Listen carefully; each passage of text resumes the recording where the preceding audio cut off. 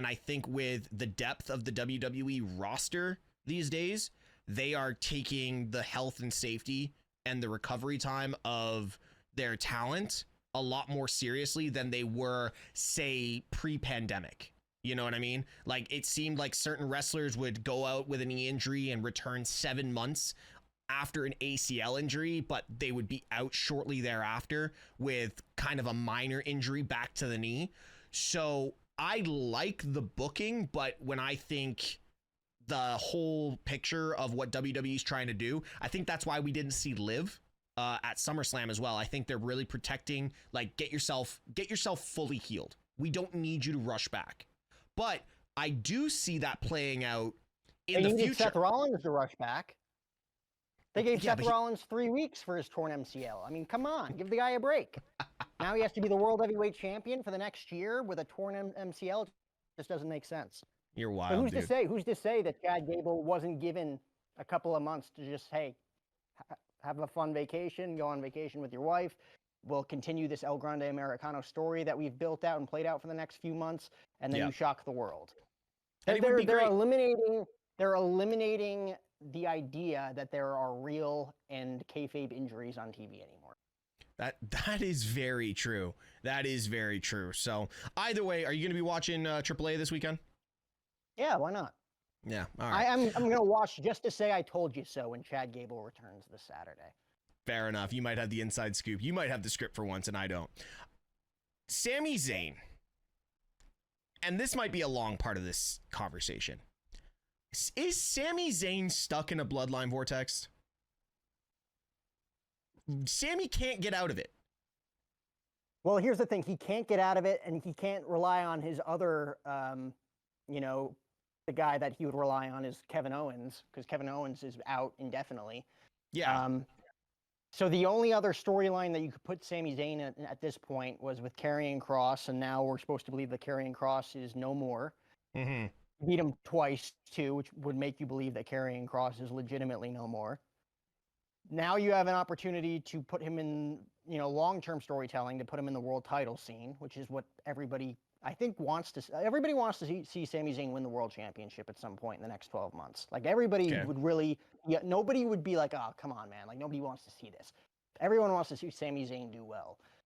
But, like, what else can you put him in if he's not in the world title picture and he doesn't have, like, a formidable opponent to say, I'm going to invest in this moving forward?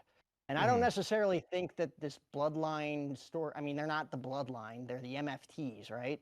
Yeah. I don't necessarily think that this is, like, the greatest storyline ever because, I mean, how long has he been feuding with Solo Sikoa? Maybe not just Solo Sikoa one-on-one, but, like, using the Bloodline all of 2022. Early 2023. Early and mid 2023 was facing Solo Sikoa for the tag team titles, I believe, at Night of Champions in 2023. Like, we've told this story before. I mean, the Bloodline War Games match last year. I mean, we've seen this. We've seen this. Is Jacob Fatu no longer in the title picture for the U.S. title since he's lost to Solo twice now? Like, we don't know. Yeah, I don't know. Go ahead. No, I didn't have much food for thought on that. But, like, Sami Zayn going after the United States Championship and going after the MFTs, if he wins, it hurts Solo. And I don't think they want to hurt Solo. If he loses, it hurts Sami.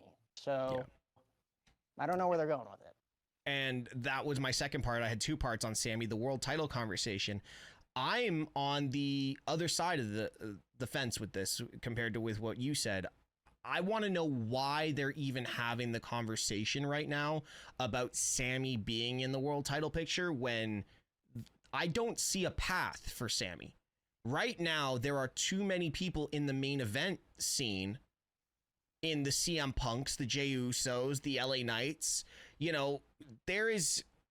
Those are three top guys. You could throw Roman in there if you wanted, if he's not going to film this movie for an extended period of time. He's already been announced for next week's Monday Night Raw, so we're going to see Roman on the 18th. So why is WWE almost making Sami's world title run a secondary conversation, but we're not seeing Sami flow into the story of the 6 men that we just saw at the end of Monday Night Raw. You know what I mean? Like, I want to believe Sami can be a world champion, but I feel the world title picture right now is not even something Sami should be thinking about. Maybe throw him over on SmackDown and try and fit him into a Cody feud and have him turn or something. But that defeats the whole thing he just did with Cross. You know what I mean? So it's like, I don't see Sami's path. So let me play devil's advocate again. Okay. As the heel on this program. Sami Zayn did a backstage interview last week, I believe, on Monday Night Raw, before Sheamus and Rusev, were fighting forever backstage, and they took out Sami along the process. He was telling either Jackie Redmond or Kathy Kelly, I forget which one it was, that, don't be mistaken. Like, I do have those dark thoughts. I did want to hit him with the steel chair. I did want to do this. Sometimes I do want to do this. Like, it was almost as if he was like pre-alluding to maybe a long-term story being told where Sami Zayn does give in to his demons almost in a way that Karrion Kross like predicted that he would long-term. And then maybe Karrion Kross is just gone for a while, and maybe this Solo Sikoa feud moves Sami Zayn to SmackDown. And maybe Sami Zayn doesn't win the United States Championship, but maybe after Cody Rhodes is done handling his business with Drew McIntyre, maybe Sami Zayn takes on Cody Rhodes for the WWE Championship, and maybe, just maybe, Sami Zayn's demons get the best of him, turns heel, and then we see the return of Karrion Kross, and we have some sort of Karrion Kross-Sami Zayn partnership on SmackDown in the main event WWE title scene with Cody Rhodes heading into maybe Survivor Series Royal Rumble season. Maybe that's an out of left field like pitch. I think you're throwing a Hail Mary there, but I think you're throwing a Hail Mary, but I can see it built that way. I can also see, I know it sounds crazy, Clash has been something that has been Drew's baby since the inception. I could see WWE coming out of left field and putting it on Drew, and then Sami somehow getting over on SmackDown and Sami Drew. And listen, Sami Drew, take my money. That would be a awesome feud. That gets Cody away to film his movie as well. Still keep Cena out of the picture and let his run go. You might have something there. You might have something there. Yeah, I didn't think about that because the Street Fighter, is that the name of the movie? Yep. Street Fighter is not being filmed until, I believe, the 1st of September or shortly after that. So, like, Cody and Roman are freed up all the way up until Clash in Paris. Based on the vignette we got tonight from the holder of the Shulafala, I would assume that we're going to see Roman Reigns versus Bronson Reed one-on-one in Clash in Paris. Yeah. I don't know what they do with Braun Breaker with that, since there's a fatal 4-way happening for the world title, but I digress. A run-in. And then a Cody Rhodes versus Drew McIntyre WWE Championship match obviously is happening. And yeah, I hate to say it, but if Drew loses, that just makes him look really bad. You just teamed up in the celebrity tag team match at SummerSlam. Win, lose, or draw in that. You didn't pick up the pinfall in that match. You didn't look great. Yeah. And if you just lose to Cody Rhodes in a kind of like a not an important title defense, because these pay-per-views leading up to like the big four are kind of like the placeholders, even though they're all strong PLEs with strong crowds. We all know the big four is WrestleMania, SummerSlam, Survivor Series, and the Royal Rumble. Those are like the big four paper. And even you could say the Royal Rumble being in a title match, the title's probably not changing hands. No. So like this is a big title match, but it's also, I hate calling it a filler PLE, but like it's not Survivor Series. It's not WrestleMania, right?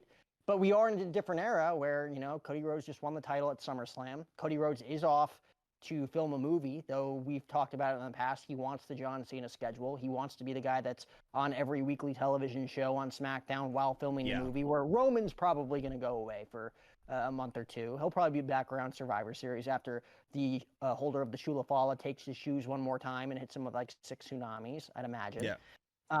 But that is something that could happen. Sami Zayn versus Drew McIntyre. And I will remind you, Steve, Drew McIntyre has beaten Sami Zayn, I believe, like 12 times. He's 12-0 against Sami Zayn. There's a story you could tell. There's a story that the professional wrestling fans who Yep. watch your program in the chat, the professional wrestling fans that are all over the internet, that's a match that everybody can sink their teeth into. Is it the amateur fans, Rock versus John Cena? Oh, let's tune into this because there's two celebrities. No. But Sami Zayn versus Drew McIntyre is a wrestling fan's dream title match for the WWE title. Absolutely, and especially at an event like Clash, they are trying to make Clash something special. But I digress. I think we have a lot more to break down with the Sami Zayn storyline. But before we carry on, guys, don't forget to like, subscribe, put the bell on for all notifications that are the Straight Shoot Wrestling channel. Down in the description below, there will be my channel and Jack's O'Hara and Friends channel, where you can go check out some incredible interviews that he has done in the past and upcoming. But Jack, we do this review live, and a follower of mine has just sent a photo and it has now hit your phone. So I would love you to open that and just have a quick little laugh at what was just created. We'll throw it up on screen for the full video. But don't worry, ladies and gentlemen, I cook, I stream, he kicks some butt. Why are my hands so small? My hands aren't that small. I don't know. I just don't know. You know what they say about small hands, Steve? I don't have small hands. Small feet. Yep. Anyways, moving on. Talking about small feet, Jack. Roxanne Perez versus Io Sky. This match, up until the finish, I think I will put down as so far one of my matches of the week, and I don't think it's going to move out of the top 3. And I'm talking across all channels. I'm talking AEW, TNA, SmackDown, maybe even AAA. These women really killed this match. And I think it just speaks to what Io Sky can do in the ring. She compliments everyone, and that's not taking away from the prodigy Roxanne Perez, because she works well with talent like the Io Skies, like the Asukas, like the Alexa Blisses.